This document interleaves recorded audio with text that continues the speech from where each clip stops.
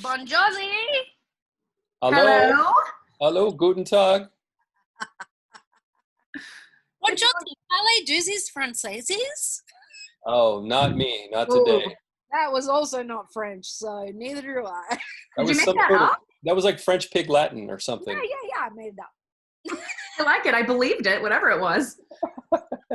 So, Sia, thank you for having a little moment to talk to us. First of all, it's so funny because we're all like in isolation, and I was listening to one of your interviews about how you've kind of like been living this lifestyle for a long time, and it kind of works for you. Is that true? Well, yes, until today, actually. I woke up, I was like in a lot of severe pain. I have some chronic illnesses. I was in a lot of severe pain. Then I asked my bodyguard who's in charge of my medications. I said, can you please help me and give me some medications? And then I took them. And then I went out into the swimming pools. Sounds totally pop star. I went out into the swimming pool. I floated for 20 minutes. And then it was like, has to be the beginning of my new life. Like I can't stay in bed for another 4 years. I've enjoyed it very much. It's been very reparative, and I worked a lot, did a lot of trauma work on complex PTSD and attachment repair. I was very suicidal during those periods. And then it was like today I got in the pool, the sun was burning down on me, and then my bodyguard was working out and he had his music on pretty quiet, and I said, turn it up. And he was like, okay. And this reggaeton is my new favorite genre of music. Right. And I got out of the pool and I was just dancing. Like I just danced on my grassy patch right outside my little spot, like my house. And I just danced on the grassy patch for about 10 songs. And I was like, I have to get moving again. I have to move. Like my body's suffering. It's atrophying. I was just going to say atrophy because Sandy will tell you I've started doing push-ups and dips in the studio for the same exact reason. I can feel myself, like, again, nice break, but I can feel myself wasting away. Yeah, that's what just started happening just today for me. Well, and I think the best way you can get out of your head is to be in your body. Mm-hmm. And dancing is so therapeutic, and you probably just melted into those songs, and now you're like, okay, maybe I should do that more. That was nice. Yeah, it was really fun. And so I arranged for him that we're going to do that every day at 12:30. Oh, great. That's awesome. Out, you get to dance. Yeah. Good for you. Nice. I'm so impressed and proud of you, Sia, because like I feel like whatever, like as people, we have like chapters of our book of life. Sorry, I get and you have so many new chapters that you've just like added. You're a mom now, like literally mom to 2 teenage boys. I know you adopted them because they were aging out of the foster care system. So yeah, how has that been being a mom? Oh, I'm a maniac. I'm a complete maniac. But I love it. I just adore it. I realized I've learned a lot about myself. I know I'm really patient. The red lip balm thing. I'm sorry. I'm talking to someone else. I'm like, where's my lip balm? I'm an addict. I'm addicted to my lip balm. Thanks. That was a real pop star moment just for you guys. Just I love it. Give us more. Yeah, I'm all about it. Are you wearing pants right now? That's the real question. I was like, oh my God, where's my lip balm? It was a completely maniacal thing to do, looking back on it. But it was the absolute, I mean, my best friends just said it wouldn't be you if you hadn't done that. Like I hadn't met either boys the day that I took them home with me. And, some would say that's risky business. But I've just kept loving them, setting strong boundaries. And I think, it's been one of the most rewarding things ever. And I can see them, the lens of their conditioning changing, that the world isn't terrible, terrible place where only bad things happen. Sure. Better, watch out for yourself, and that they've started to experience this life that I have curated for myself, which is everybody's nuts, and compassionate and supportive and loving and cheerleading, and they never.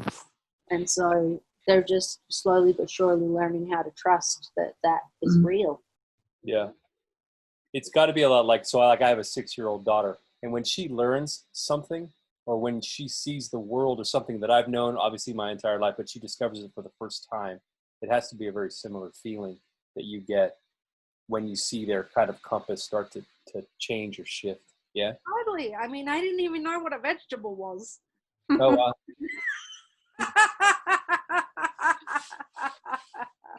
Do they know your work? They do, and they're both very. They don't tell anyone who I am. Yeah, they're kept, that because they're very protective of me, and they're Sure. very protective of just people, maybe wanting to exploit them or me. Yeah. From their background, and so they've been very extraordinary about. They just say my mum. That's amazing. Another time was really cute. The other day, one of them called me, and he's from a sort of trauma recovery center, and he's getting help, and he called me and he goes, "Mama, Titanium! I didn't know that was you." Yes. Well, my friends used to sing that together, and then she was playing it to me, and then I put it on my YouTube, and then it said your name, and I was like, "That's my mama!" And then I was like, "Whoops!" And then and she was like, "What?" And I was like, nothing."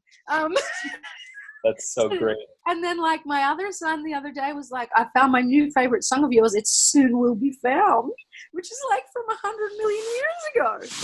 So, into the vault. It was very sweet. They're very proud, and it's touching. That's great. That's so sweet. I wanted to get into another chapter. I want to talk about the movie that you have coming out, because you wrote it, you produced it, you knocked out 10 songs for the soundtrack. Ooh, How yeah. do you do that? Another maniac kind of move. But I mean, it was all slow and steady. Sort of wins the race, the story just dropped into my head maybe about 15 years ago now. Then I started writing the script 10 years ago. Then that script wasn't up to par for me, so I started writing it with a different person, and that person was my best friend, Dallas Clayton, and that's the screenplay that we ended up using for the movie. And then we did 2 months of pre-production, 40 days of shooting, and then editing started, and I really wanted to go to sleep forever. When that would be exhaustion. Editing is not my favorite. I loved every other aspect of it. I loved designing the costumes for the imaginary world. I loved directing. I love talking to my actors about attachment theory and what strategies that character uses. And it really worked for them. And it's definitely, I think it's their best work ever. So this was in your head for 15 years. Is it just coming to fruition now because you feel it's the right time? Oh, no, I felt at the right time when I shot it 4 years ago. But then I was having such a hard time of making the transition between the narrative and the musical sequences, which take place in the head of the title character Music, who's severely low functioning on the autism spectrum. And but within her head, she's unbridled by any of her disabilities, or some people will, say that being on the spectrum is a gift. But when you're very, very low functioning and you're suffering a lot of tics and a lot of bodily pain and an inability to communicate, it can be extremely frustrating. And that was the I wanted to write about. And so Maddie ended up playing that character. It was based on a kid that I used to go to AA with, whose mum was the sign language interpreter. And he and I had a special connection, and I just taught her all of his tics and idiosyncrasies and utterances and gait, his walk, and we worked together for about a week or maybe 2 weeks, and she just picked it up because she's a dancer. And in fact, that kind of movement is dance. Mm-hmm. It's like sign language is like almost dance. Well, so is some of the tics that come with autism. And so she was the absolute perfect person to play it. And yeah, she was afraid. She really was afraid. And I think I remember saying that on her first day of rehearsal, she came and I could see something was up. And I was like, "What's happening, honey?" And she was like, she burst into tears and she just said, "I don't want anyone to think I'm ever making fun of them." Aww. I was like, "I won't let that happen." And yeah, so when we got the movie to the Child Mind Institute in New York, where all of the, leading people and the autism community hang out, we played the movie for them, and they gave her 100%. Oh, great for her representation. And what a pure thing for her to say, by the way. That's such a genuine, beautiful moment. Yeah, you must have been so proud. I love her so much. I literally sometimes want to squeeze her till her head pops up and hit this. I love her so much. I hug her and I'm like, "Am I smothering you?" And she goes, "No, come closer." Is she a daughter to you? Yeah. Yeah. Closest thing I have to a daughter. Yeah. And since she was 11, she's going to be 18 on September the 30th. Wow. That's nuts. Isn't it? I think we have time for one more question, Sandy. Okay. Really quick, let's talk about your song Together. The music video is so fun. That song, it just makes you want to, it's an anthem for life. It's an anthem for this year. It's an anthem for pride. I mean, did it come out? Is it exactly the way you envisioned it? I mean, you see it on the Target commercials. It's so exciting. That was funny because, again, I wrote it 4 years ago, and I also, we recorded the video 4 years ago, which is why nobody's wearing masks and there's no 6 feet between everybody. But I am a true believer, but it's after 20 years of being in the industry that things come out exactly when they're supposed to. Mm-hmm. I used to be very impatient and frustrated, like, I wrote a song, it should come out tomorrow. And I didn't understand the music industry and how people strategize and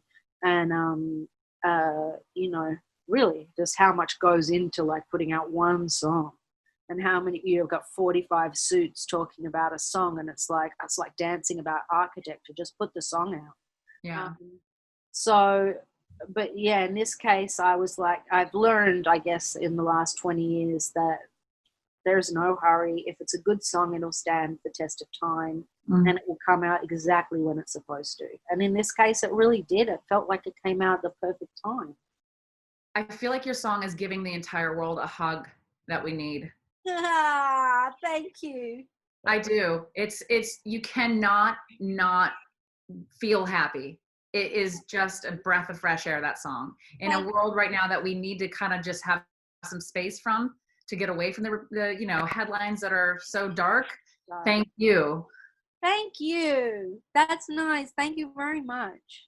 Of course. It was a pleasure talking to you. Thank you so much. Talking to you, dudes. Yes, you too. Take care, and thank you for helping me promote my movie. Oh my gosh, we're excited for September or whenever the pandemic lets us see it. So yeah, after Tenet, that's what we're saying. IMAX theaters. As soon as Tenet's out, my movie, which I very confusingly called Music, is coming out. Take care, you guys. I have to pee again. Bye. I'm gonna go pee. Okay, bye. Bye.